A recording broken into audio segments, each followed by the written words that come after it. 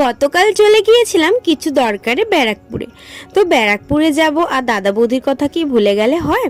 আসার সময় দাদা বৌদির থেকে নিয়ে চলে এসেছি দুটো স্পেশাল মাটন বিরিয়ানি। অনেক দিন পরেই কিন্তু দাদা বৌদি বিরিয়ানি খাওয়া হবে।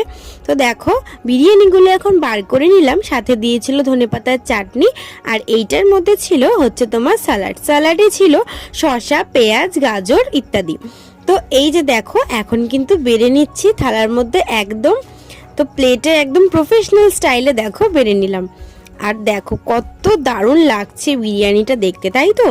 আর এইটাকে এখন ভেঙে নেওয়ার পালা। তো প্রত্যেকটা স্পেশাল মাটন বিরিয়ানি নিয়েছে হচ্ছে তোমার 570 টাকা করে।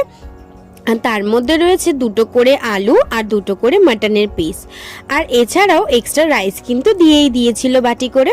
তো এই যে দেখো এইটা কিন্তু একটা, আর এক্সট্রা রাইসের মধ্যে কিন্তু আরও একটা মাটনের পিস ছিল। আর মাটনটা এতটাই সফট যে দেখো খুলে খুলে পড়েই যাচ্ছে। আর এইটা হচ্ছে চর্বি এক্সট্রা, এই মাটনটার গায়েই লেগেছিল। তো এই যে দেখো দিয়েছে, আর এখানে দিয়েছে একটা আলু। তো আর যেটার মধ্যে এক্সট্রা রাইস ছিল সেটার মধ্যে কিন্তু আরও একটা আলু ছিল। তো তোমরা কে কে খেয়েছো অবশ্যই কমেন্ট করো।